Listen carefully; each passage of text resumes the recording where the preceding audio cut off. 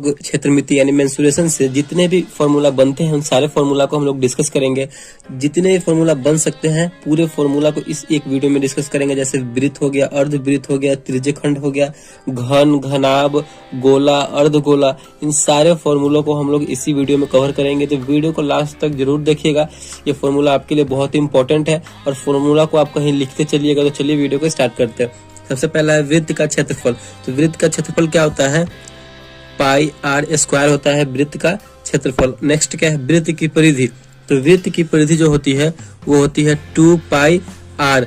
यहाँ पे पाई का मान कितना होता है? तो पाई का मान 22/7 होता है। ठीक। नेक्स्ट है वृत्त की त्रिज्या। तो वृत्त की त्रिज्या कितनी होती है?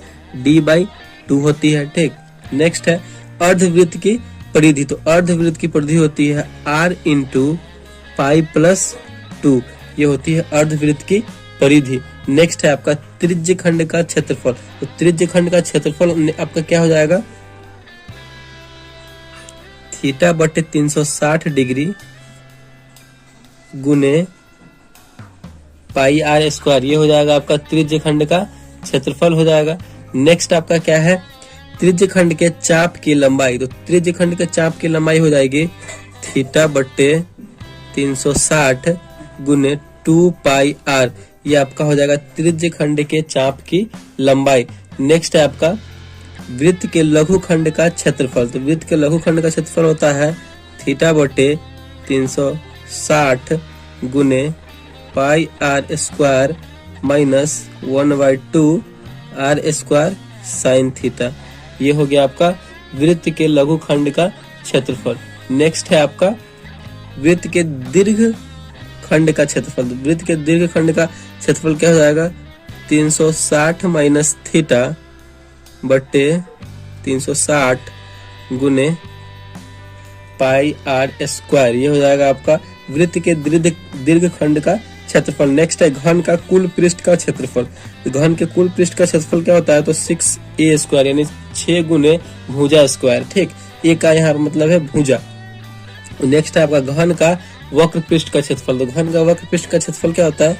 4a स्क्वायर, 4 गुने भुजा स्क्वायर। ठीक। नेक्स्ट है आपका घन का आयतन। तो आयतन आपका यहाँ पे पूछ रहा है घन का। तो यहाँ पे घन का आयतन क्या हो जाएगा? a क्यू यानी भुजा का क्यू। भुजा को 3 बार हम गुना करेंगे, वो हमारा निकल जाएगा घन का आयतन। नेक्स्ट है हमारा घनाभ के कुल पृष्ठ का क्षेत्रफल। तो घनाभ के कुल पृष्ठ का क्षेत्रफल क्या होता है? 2 × LB + BH + HL। ये हो गया घनाभ का कुल पृष्ठ का क्षेत्रफल। नेक्स्ट है घनाभ का वक्र पृष्ठ का क्षेत्रफल हमारा क्या हो जाएगा? 2 × L + B + H। ठीक। ये हमारा हो गया घनाभ के वक्र पृष्ठ का क्षेत्रफल। नेक्स्ट है आपका घनाभ का आयतन। घनाभ का आयतन हो जाएगा L गुने B गुने H यानी लंबाई गुने चौड़ाई गुने ऊंचाई। ये हमारा घनाभ का आयतन हो गया। चलिए नेक्स्ट देख लेते हैं। नेक्स्ट है आपका बेलन का संपूर्ण पृष्ठ का क्षेत्रफल। तो बेलन का अगर हमें संपूर्ण पृष्ठ पूरे पृष्ठ का क्षेत्रफल निकालना हो तो उसके लिए फॉर्मूला क्या है? तो 2 पाई r × r + h। ये हो गया बेलन के संपूर्ण पृष्ठ का क्षेत्रफल। नेक्स्ट है आपका बेलन का वक्र पृष्ठ का क्षेत्रफल। अगर हमें बेलन के वक्र पृष्ठ आधा भाग का क्षेत्रफल निकालना हो तो उसका फॉर्मूला क्या हो जाएगा? 2 पाई r/h। ये हो जाएगा बेलन के वक्र पृष्ठ का क्षेत्रफल। ठीक। उसके बाद है बेलन का आयतन। अगर हमें बेलन का आयतन निकालना हो तो कैसे निकालेंगे? पाई r स्क्वायर h। ये हो गया बेलन का आयतन।